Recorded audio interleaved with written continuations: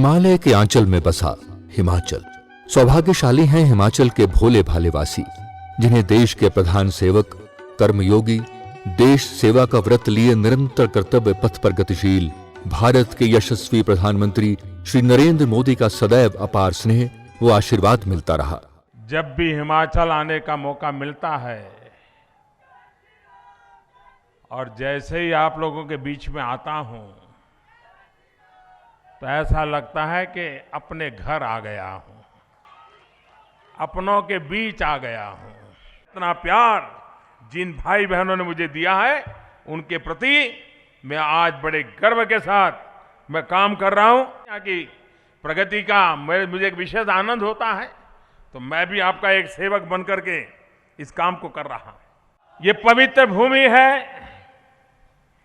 ये देवी देवताओं की भूमि है, ये देव भूमि है। हर गांव देवी देवताओं का स्थान वाला गांव, एक ऐसा जनजीवन जहां शांति ये सहज स्वभाव है। बाधाएं आती हैं, आए, गिरे प्रलय की घोर घटाएं, पांव के नीचे अंगारे, सर पर बरसे यदि ज्वालाएं, निज हाथों से हंसते हंसते आग लगाकर चलना होगा, कदम मिलाकर चलना होगा। श्रद्धेय अटल जी के शब्दों को हिमाचल सरकार ने देवभूमि हिमाचल प्रदेश के भोले भाले कर्मठ निवासियों के सहयोग से निरंतर आत्मसात किया। कठिन डगर पर मजबूत पकड़ के साथ कदम से कदम मिलाकर आगे बढ़ते रहे। 25 दिसंबर को सम्मान स्वरूप श्रद्धेय अटल जी की प्रतिमा का अनावरण मुख्यमंत्री ने ऐतिहासिक रिज मैदान में किया। 27 दिसंबर 2017 समय ने करवट बदली, सत्ता हस्तांतरण हुआ।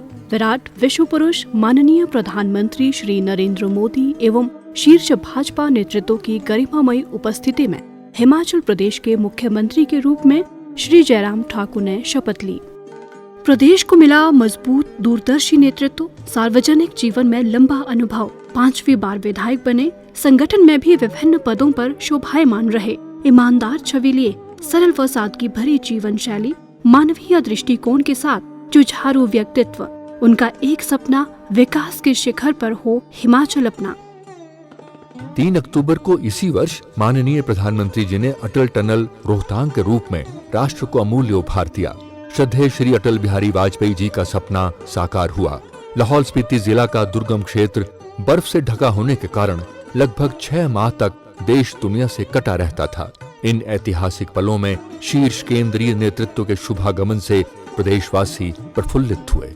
बहनों भाइयों, यह देवभूमि है।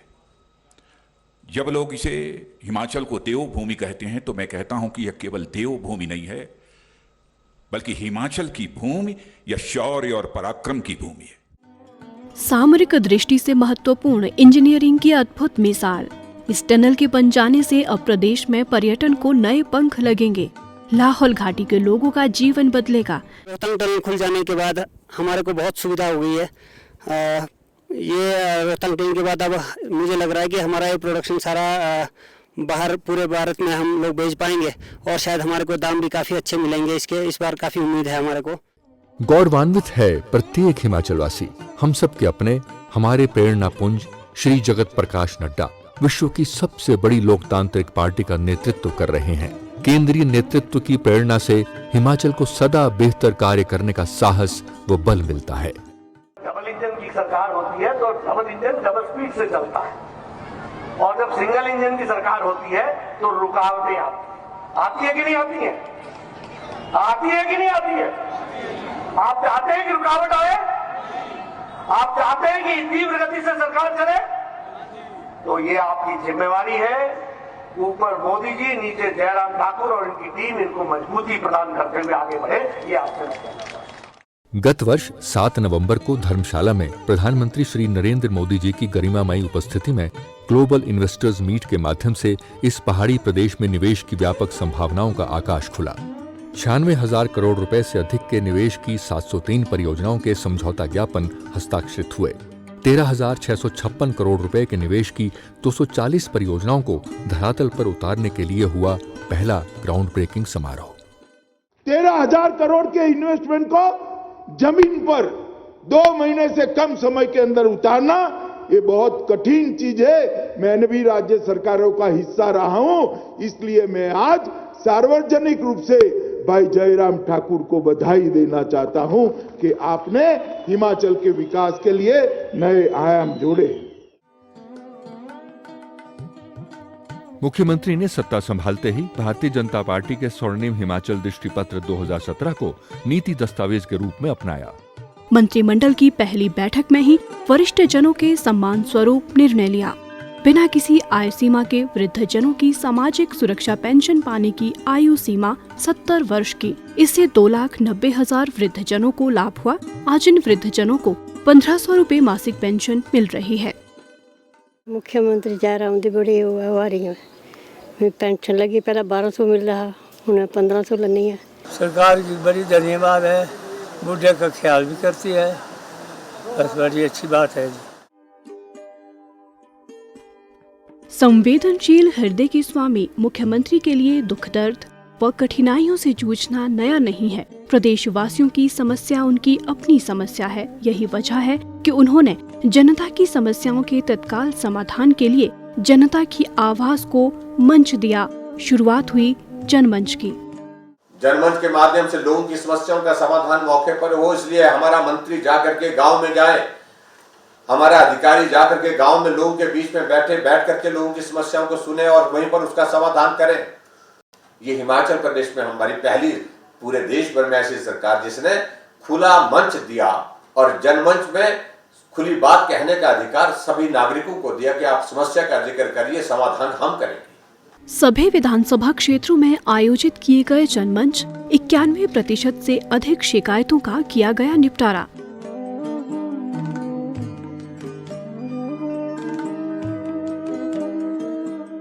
मुख्यमंत्री सेवा संकल्प हेल्पलाइन वरदान साबित हुई। 1100 टोल फ्री नंबर डायल कर घर बैठे लोगों की समस्याओं का होने लगा समाधान। माईगव पोर्टल से बढ़ी विकास में जन भागीदारी। आम जनता के बहुमूल्य सुझाव सरकार तक पहुंचने लगे। विकासात्मक योजनाओं को कार्य रूप देने में जन भागीदारी बढ़ने लगी। 2,85,000 गृहिणियों को मुख्यमंत्री गृहिणी सुविधा योजना के तहत गैस का कनेक्शन मिला। हिमाचल देश का पहला धुआं मुक्त राज्य बना।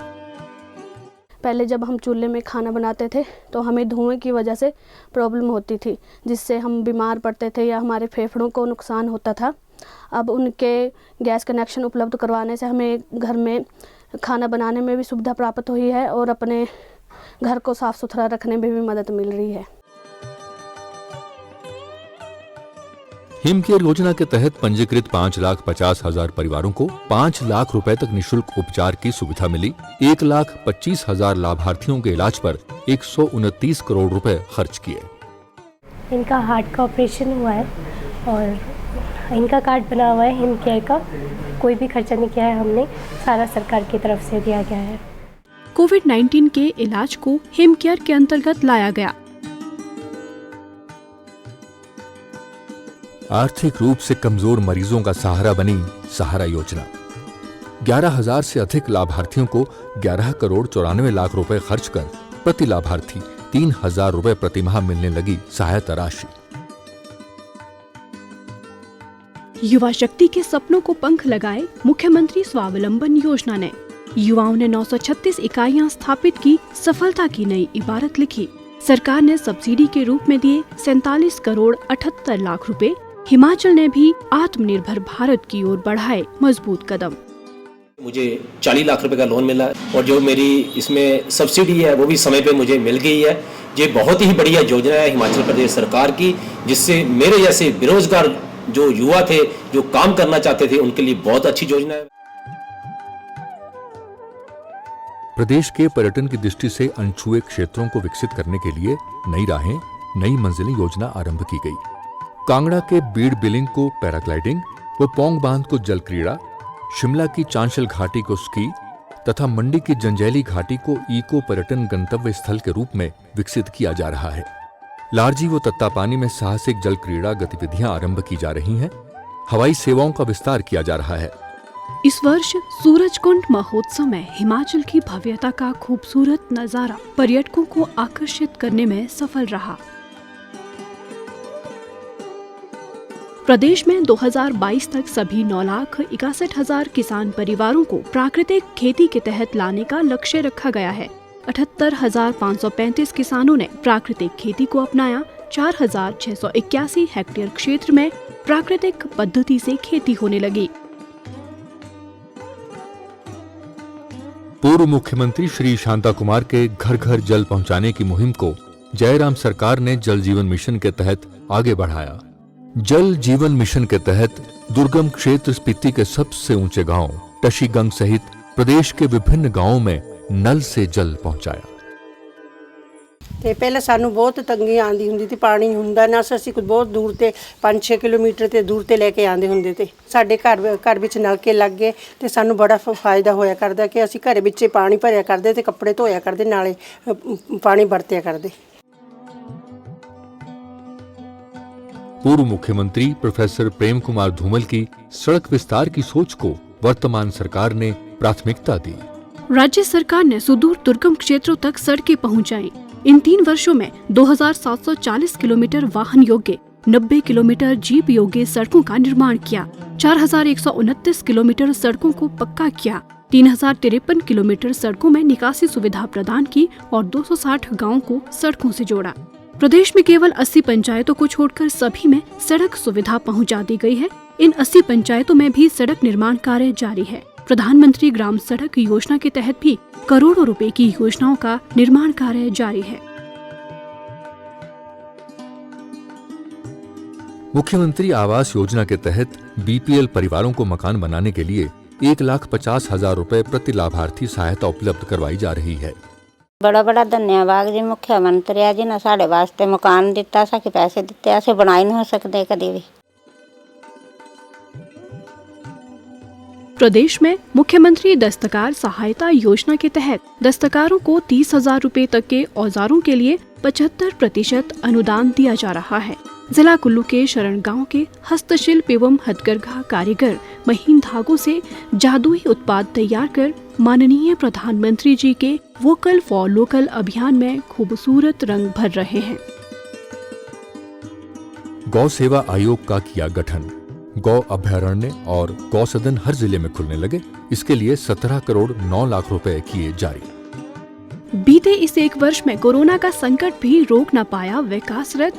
मुख्यमंत्री के नेतृत्व में हर हिमाचल वासी की हिम्मत और जज्बे ने पेश की खास मिसाल। कोरोना काल में भी जुझारू मुख्यमंत्री ने वर्चुअली एवं अनेक स्थानों पर स्वयं पहुंचकर 3500 करोड़ रुपए की विकास परियोजनाओं के उद्घाटन व शिलान्यास कर विकास की गति को थमने नहीं दिया। हिमाचल प्रदेश विधानसभा के इतिहास में पहली बार कोविड-19 की गंभीरता को मद्देनजर रखते हुए नियम 67 के तहत इस विषय पर चर्चा की अनुमति दी गई। कोरोना से निपटने के लिए राज्य व जिलों में स्थापित किए आपातकालीन केंद्र संकट की घड़ी में संपर्क सेतु बने। प्रदेश सरकार ने मानवीय दृष्टिकोण अपनाया। लॉकडाउन के कारण देश के दूसरे राज्यों में फंसे लगभग 2.5 लाख हिमाचल वासियों को विशेष रेलगाड़ियों व बसों के माध्यम से सुरक्षित हिमाचल में उनके घर पहुंचाया। हमारी सरकार ने हमें अभी जो है हिमाचल लाने की कोशिश की और हम आज अपने घर में पहुंच चुके हैं। वो भी बहुत ही अच्छा साथ हमारी गवर्नमेंट ने हमें दिया है। के लिए हम अपनी सरकार को बहुत ही तहे दिल से धन्यवाद कहना चाहते हैं। एक्टिव केस फाइंडिंग अभियान चलाया। देश के माननीय प्रधानमंत्री ने भी इसे सराहा। कभी किसी भी मुख्यमंत्री को ऐसे चुनौतियों भरे दौर से नहीं गुजरना पड़ा। इस संकट से निपटने के लिए दुनिया, देश, प्रदेश में कहीं कोई तैयारी नहीं थी। विकास शिल्पी, दूरदृष्टा, कर्मठ मुख्यमंत्री हर रोज 24 घंटे स्थिति पर नजर बनाए रहे। लॉकडाउन के दौरान प्रदेश में फंसे अन्य राज्यों के 20,000 प्रवासी मजदूरों व अन्य लोगों की शिकायतों का निवारण किया। हम लोगों का लॉकडाउन का स्थिति था ना, तो हम लोगों को कुछ दिन काम किए। इसके बाद कुछ दिन के बाद हम लोग लॉकडाउन हो गया, तो हम लोग बड़ी परेशानी में हो गए थे। हम लोगों को खाने पीने की व्यवस्था अच्छी तरह से देख रेख किए। हिमाचल प्रदेश हमारे सरकार को मैं धन्यवाद करता हूं, जो कि हमारे यह काम को शुरू कर दिए हैं और सारे लेबर हमारे खुश हैं। कोविड काल में भी कृषि उत्पादों के विपणन के लिए पर्याप्त सुविधाएं दी गई। किसानों बागवानों को फसल का उचित मूल्य मिला। चुनौतियों को अवसरों में बदला गया। प्रदेश में आज अनेक अस्पताल डेडिकेटेड कोरोना अस्पताल के रूप में कार्य कर रहे हैं। आरंभ में प्रदेश में केवल 60 वेंटिलेटर थे, आज प्रदेश में लगभग 700 वेंटिलेटर हैं। कोरोना के दौर में मरीजों के इलाज और बच्चों की पढ़ाई का भी पूरा ख्याल रखा। सरल, सहज, सौम्य व्यक्तित्व के स्वामी श्री जयराम ठाकुर ने चिर परिचित मुस्कुराहट लिए सदैव अपनी सोच में सकारात्मकता एवं अप्रोच में संभावनाओं को जीवित रखा। बीते 3 वर्षों में हिमाचल वासियों ने सरकार में अपना विश्वास बरकरार रखते हुए विधानसभा उपचुनावों तथा लोकसभा चुनावों में सभी 68 विधानसभा चुनाव क्षेत्रों में भारतीय जनता पार्टी को ऐतिहासिक जीत दिलवाई। प्रदेश के इतिहास में ऐसा पहली बार हुआ। प्रदेश को ईज ऑफ डूइंग बिजनेस में देश में 7वां स्थान प्राप्त हुआ। रैंकिंग 16 से 7 पहुंची। स्टेट ऑफ द स्टेट सर्वे में हिमाचल ओवरऑल परफॉर्मेंस में दूसरे स्थान पर रहा। उत्कृष्ट कार्य के लिए शिक्षा, स्वास्थ्य, कृषि, बागवानी, ई गवर्नेंस आदि विभिन्न क्षेत्रों में अनेक सम्मान व राष्ट्रीय पुरस्कार प्राप्त हुए। इस छोटे से पहाड़ी प्रदेश के लोगों की दृढ़ संकल्प शक्ति और कड़े परिश्रम से राह आसान बनती रही।